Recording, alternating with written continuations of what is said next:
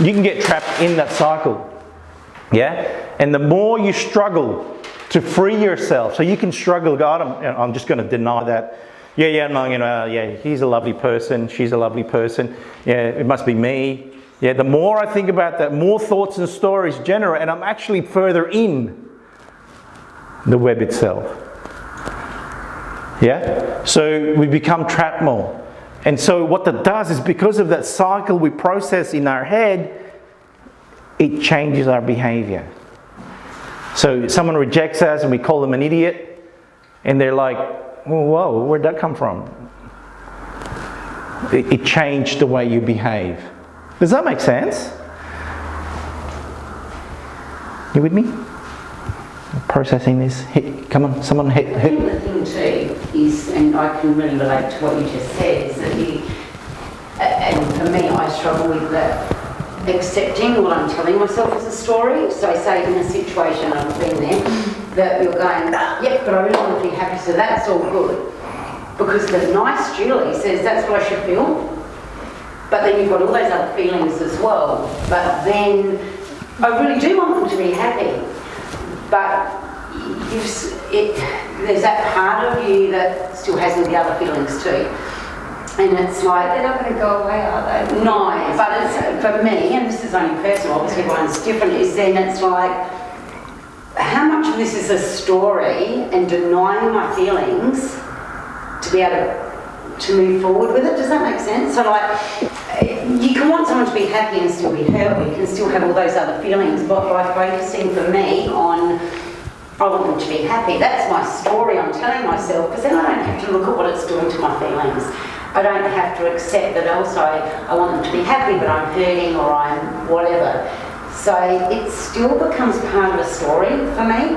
And like I said, everyone's different, but I haven't realised for a long while. It took me to realise what really a story you tell yourself is. So things that I didn't think were stories actually are, until you really get past that surface. Because hey, I'm a nice person, I want the world to be happy, which is, I am a bit like that. And it's really digging beneath that and going, you know what, it's okay, I want them to be happy, but it's okay for me to feel really shitty at the same time. They're both relevant, and it's about acknowledging both. That's just how I sort of see it.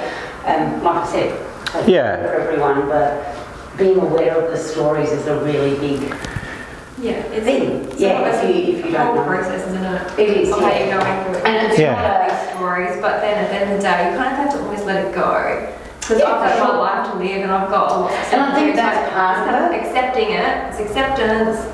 This is what's happened. Yeah, I'm feeling sad, but hey, I've got my life ahead of me. And so thank you for bringing all this good stuff into my life. I really appreciate all that. You don't want to continue that, but you know, that's how I feel.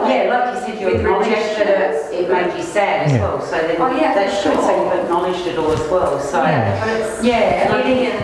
every situation is different, isn't it? As well, who it is. And it comes back to what meaning you give your life and therefore the situation.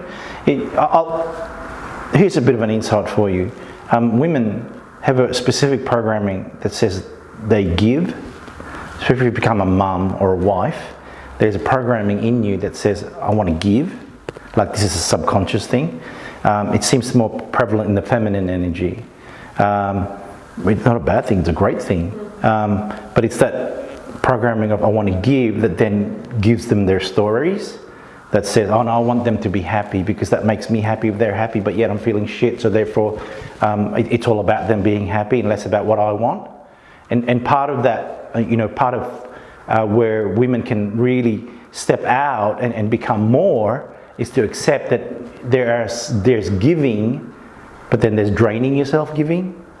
There's that concept that you have to actually hold back something because you can't fill someone up if you're an empty teapot yourself.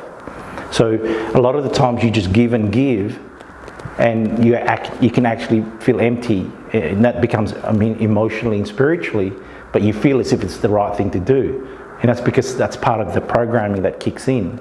in the feminine energy. So that's just a small thing, but it explains a lot of stuff. You know, I've helped many females around that concept, especially mums and wives, because it's an automatic rewiring that you have to give, to support, to nurture. And then at the end of it, it becomes so automatic. Other behaviours are just based around that, let's just give, when it's not effective for you. Yeah, I'm not talking about selfishness, I'm talking about effectiveness for you. Does that help a little bit? Yep. Cool. Maybe further conversations to be had. But that's, like I said, this is just one aspect of this whole human functioning concept. This is an awareness of where your feelings lie and how you can trap yourself.